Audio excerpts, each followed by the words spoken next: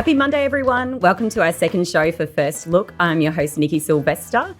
First Look is brought to you by Little Birdie TV and topsport.com.au. Joining me today is MG, who's going to preview the AFL season that will start on Wednesday night. And we've also got Toprope, who's going to review the NRL's first week, which started last Thursday. I do have MG in the studio with me today. How's your long weekend going? It's a long weekend. Yeah. It is for some. We're in working on a Monday. Borko's got us under the pump here early Monday morning. But interesting weekend. Obviously no AFL this week. We've had to, we've watched the last round of the females football. So they head into the finals, which we'll cover in brief a bit later. But it's good to have rugby league back. I guess, Toprope was up and about this weekend. He's very excited to be in. He's got a lot to talk about. So his team won. He's super happy. He is. So it was a miserable old win, though, boys and girls. It was a miserable old win, but you'll take the 2 points. You'll take the 2 points, but you're doing better than MG and I because we didn't tip a winner. Yeah, 0 for 1, poor start. All good. So you survived your first show. You're back for show 2 now. I can't wait. I'm pumped. I've been practicing. I've been listening. I've got everyone I know to watch the podcast. Okay. All right. Very good. No. We'll see how we go this week. Yeah. Can't wait. Toprope. How was your first week of NRL? How'd you go? What'd you think? It was great to be back. You know, all the goodwill and all the pleasantness and hope was long gone. Everyone's cursing the referees, cursing the bunkers, cursing their bets. Like we had one favourite cover all weekend. So if you don't mind a minus, you're in a lot of trouble. But it was great. It was a cracking start to the week. Penrith knocking off Manly. We had Broncos causing an almighty upset against the Bunnies, and then followed up the next day by the Roosters getting done by the Knights as 16.5-point dogs. So a pretty wild weekend from a betting point of view, but it was wonderful to have it back, and topped off by the almighty Bulldogs getting a sneaky win against the worst team in the comp, getting home with probably the benefit of a very lucky video referee decision. Lucky? Yeah, the income Toprope. They'd celebrated for 5 minutes before they brought it back. What did you make of all the video refs? Because obviously, had the 2 tries have been allowed for Penrith, that would have been a huge score. Yeah, I thought some of it was abhorrent. Going back to that Penrith game, I think they got the first call right, but the second one, there's no way Luai interfered with Tom Trbojevic there. It was a broken play. It's just bad luck there. And the Dogs got a little bit lucky on, but there was some just very ordinary decisions all weekend, kind of going back to James Tedeschi having his try disallowed as well. They would have hit the Roosters off to a 4-0 lead as well. So, there's a few certainties in life, death, taxes, and the bunker being a complete mess, and nothing's changed. All right, so we'll come back to Toprope a little bit later. Over to MG. So normally we would cover the AFL review for each week, but given that the season starts on Wednesday night, we're just going to preview the first 2 games. So as I said, Wednesday and Thursday night before the Friday Lions show. MG, over to you. Yeah, so obviously we're kicking off Wednesday night, as you said, grand final replay. We see the odds on the screen there. We've got pretty solid market at the moment here. Melbourne at $1.60, Bulldogs $2.35. The line's gone from 8 to 9, but it's been pretty solid the last few days. Yet to see a total, so we can't really talk about the totals yet. We probably won't be able to talk about the totals much on a Monday for show, but we'll cover them on later in the week on our Friday show. So on Friday, we just touched with OB, just the first 2 games, which we'll just briefly go over again. So this is grand final replay, Melbourne v the Bulldogs. Both teams going in pretty healthy. Nikki, I think, Melbourne have won. They won 2 or 3 against the Bulldogs in last year, but the Bulldogs have won 2 of the last 3 at the MCG. So not too much of the stats. The other one you probably want to throw in is Melbourne had a very good MCG record last year. They were 8-2, so home ground advantage there. Obviously, unfurling of the flag will be a big occasion. Hopefully, the weather looks like being okay, so there's no excuses for the crowd. Yep. They should get. Hopefully, they get really up there, 80,000, 90,000 to big crowd. Get around both teams, and Melbourne can celebrate it. And so on the injury front, as we covered on Friday, Petty's going to miss for Melbourne. Obviously, they get Tomlinson back from last year's side in terms. Other than that, they're pretty healthy. The Bulldogs Keith's probably probable at this stage, probably leaning to him probably going to play at this stage, I would think. Other than that, they've got a few out, Darcy, McLean, and obviously Bruce's long-term injury for the Bulldogs. But other than that, of what we saw, they played last week. Obviously, Melbourne just lost. They were fast finishing, lost to Carlton, and the Bulldogs just lost by a goal to Brisbane. So both their preps are right. They'll be ready to go. And, obviously Melbourne will want to get the defence off to a very good start, whereas the Bulldogs, they always call it revenge game, even though it's not really a revenge game. But, it's well be. It doesn't take away the hurt from losing a grand final, but what it does is get a chance to get your psyche right for the season, obviously get off to a 1-0 start. So looking forward to the match. Personally, I don't think there's too much in the betting. I think it's probably about right. I think if anything, you may see Melbourne slip up another point or two. And if you're waiting on the Bulldogs, I'd suggest to maybe hold off until the last hour or so of betting. You might see plus 10, plus 11, depending on the team lineups, obviously coming out. Yeah. Okay, to wait there just an hour before the game. So we also have that brings us to Thursday night's game. You touched on Carlton. So we've got Carlton Richmond. Yeah, so the Carlton game, obviously on the Thursday night, 7:25 start there. We've got 280 the Blues, 144 the Tigers. The line is 14.5 to Richmond at the stage. As I said, totals we'll have to just wait on. It'd be an interesting total in this game at the moment. The weather forecast looks a bit average at the moment. And obviously being at the MCG, it will be affected. So, I'm tipping the bookies might be a bit gun-shy putting this total up too quickly, but we'll see what shakes out when the total comes up. But, weather residing, this could be a lower scoring game, I think, than the Bulldogs and Melbourne game.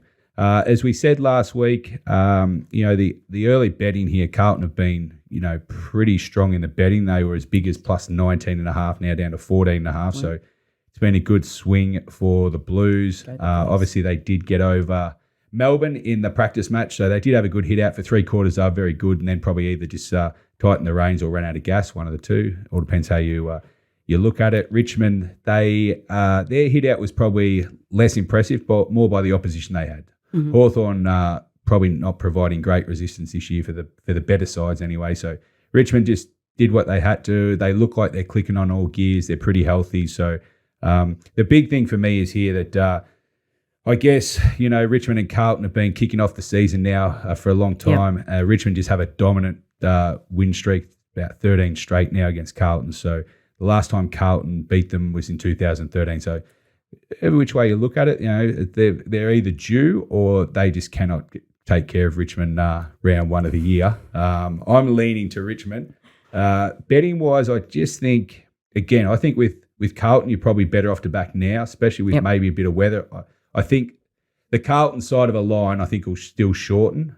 So if you're keen on Richmond, I think I'd just maybe be holding off for as late as possible and just see what happens. I think that if the market's going to move, it's going to shift more towards Carlton than Richmond, just because Carlton were obviously well bet, probably the most bet side last year. And with the weather, if it continues to be how the forecast will be, people will expect a tighter game. So the money might be for Carlton. So, so it'd be... Listen, like Toprope last week, we're only 2 days away from the season kickoff, and big crowd, and I'll be looking forward to seeing a really good game to kick off. So. Yeah, perfect.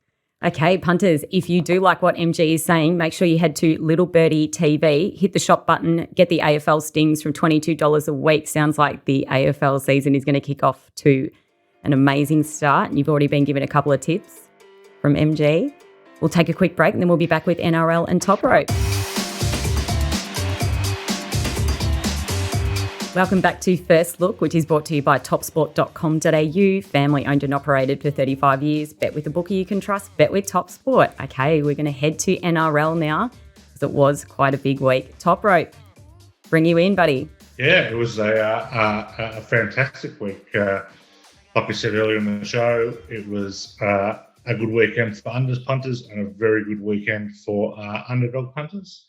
If you're on the opposite side, you're probably looking to reload the old accounts. But we certainly saw that Penrith were not dealing with any kind of grand final hangover. They annihilated Manly in their opening clash.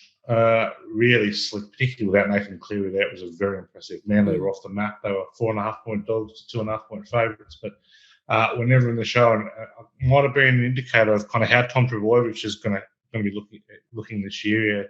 Penrith were all over him like a rash. So that was big. Cronulla, very disappointing against Canberra.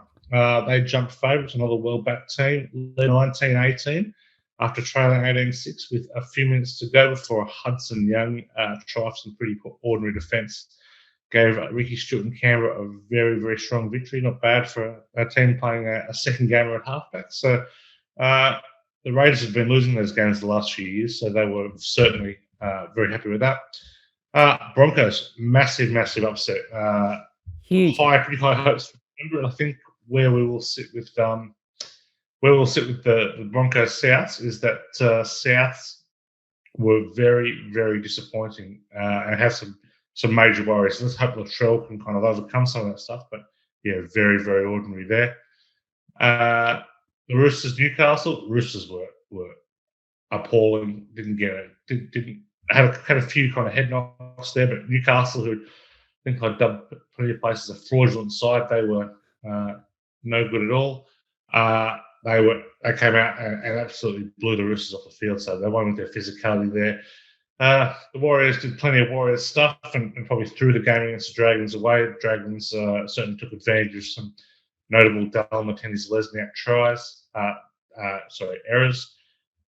Tigers led the Storm well. They had the Storm very worried, but the big story out of that game is the injury toll at Melbourne. Brandon Smith broken hand, George Jennings ACL, Christian Welch ruptured Achilles. Looks like the latter two will be out for the season. So worrying there. They might be hitting the player market sooner rather than later.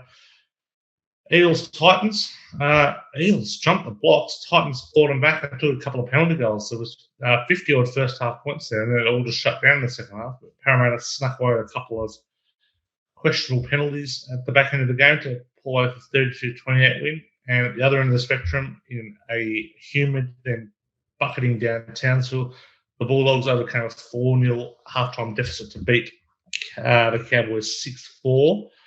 And got extraordinarily lucky at the back end of the game there with a video ref decision that was certain touch and go, probably the correct one in the end, but it was certain touch and go.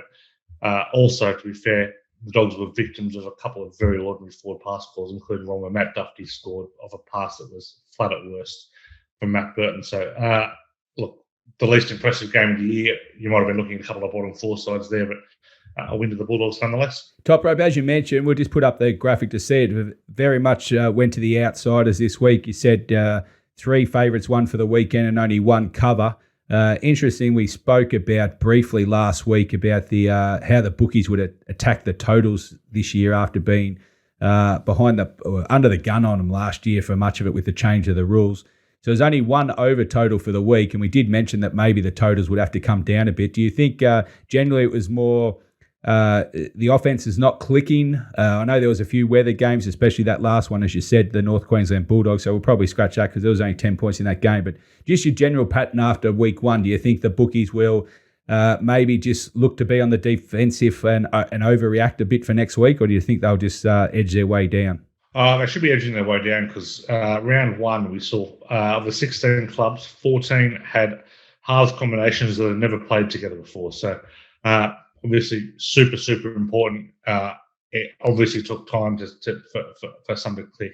I'd be one of the games that went over the only game that went over, the Eels game, had Moses and Dylan Brown for Parramatta, one of the 2 combos that had played together previously. So I think they're going to have to edge down for the first bit. I think the referees certainly weren't as ruthless on some of the 6 against as last year as well. So I think we've kind of seen a bit of a return to normality, to be honest. So I'd certainly be looking at the under again if the totals go up in the kind of mid to high 40s like they did last week. And can I just also ask you mentioned briefly earlier in the show how the obviously the bunker went.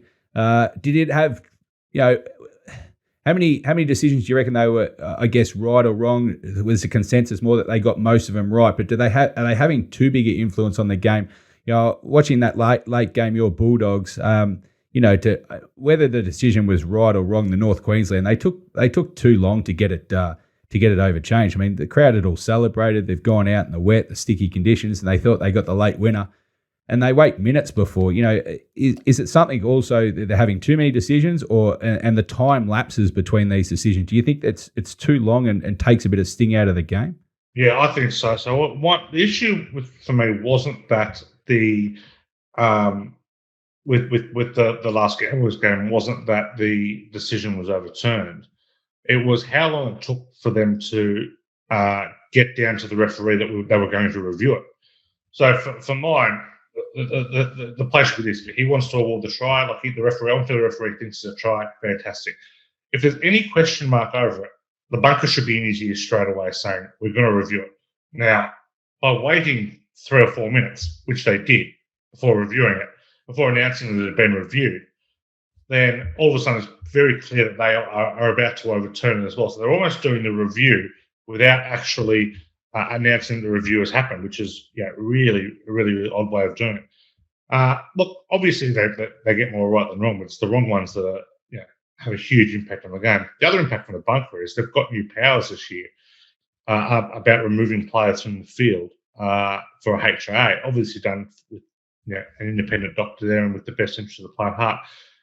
It's taking a long time for that to get. I think Braden Burns played 8 to 10 minutes after he took a pretty severe head knock and then was subsequently ruled out for the Bulldogs.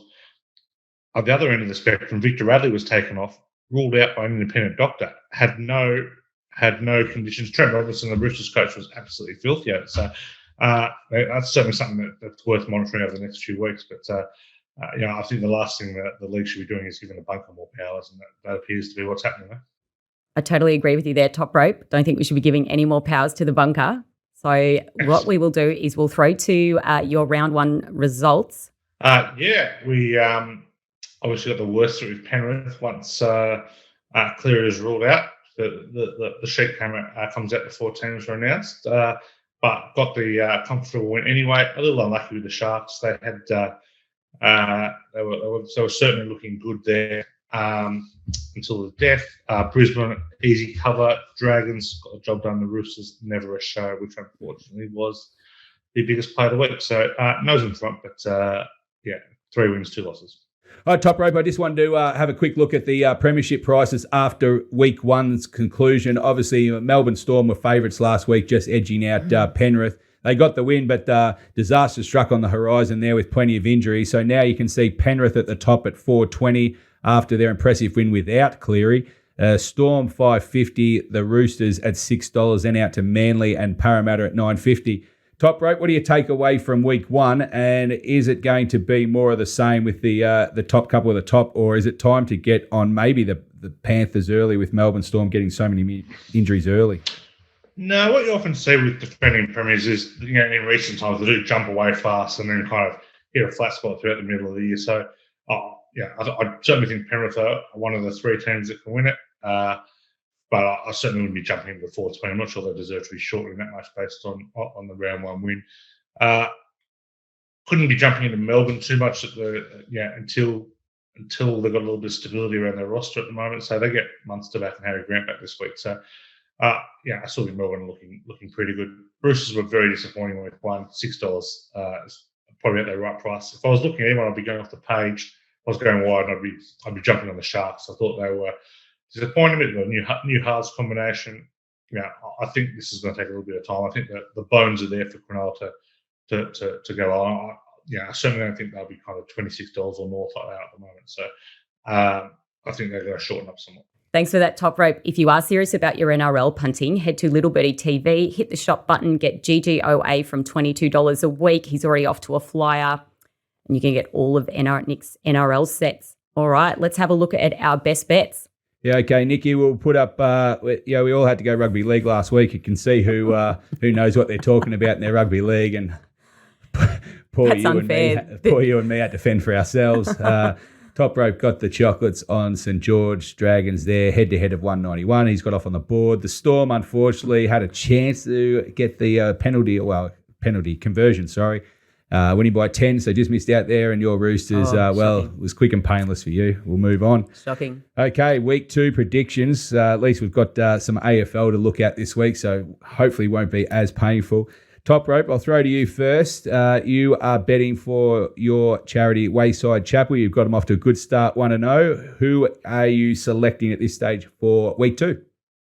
Yeah, just talked them up before for the premiership in the premiership market. I think Cronulla again 2.5 against Parramatta. I think a little bit of value there. Not convinced about the Eels, but they were pretty poor kind of in the first half defensively, and the attack kind of went to help pretty early on in that second half. So jumping on the Sharks plus 2.5 early on. Okay, Toprope's Cronulla plus 2.5 there. Nikki, you are playing for Sids and Kids is your charity. Yep. We won't talk about week one. We'll move straight on. You're going AFL this week. What do you got for us? I am going AFL. I am. So I'm changing tactic because I think the AFL is going to suit me better this week. I think the NRL is really hard to pick for this coming week. So I am going with the Brisbane Lions minus 10.5 to get the job done over Port Adelaide. Okay, home ground advantage there. Myself, I'm going to go the home ground advantage. Also on the Thursday night, I will be tipping Richmond. We have to go with the lines we've currently got, minus 14.5 there. We might get a bit better for punters who wait a bit later, but that is my tip. So they're the three best bets for us. We are tipping on a Monday, so you have to take it with a grain of salt, but we'll see how we go. Okay, that's it for us. Nikki, back to you. All right. Thank you so much for joining us on today's edition of First Look, which is proudly brought to you by Little Birdie TV and topsport.com.au. Don't forget to follow us on YouTube, hit the subscribe button. Make sure you download our podcast everywhere you get your podcast. Follow us on socials, Twitter and Insta. It's been a pleasure to be here with you and have MG and Toprope with me. Remember, for all your footy betting, head to topsport.com.au. Get GGOA and AFL stings in our shop. And that's out. We'll see you next Monday. Bye.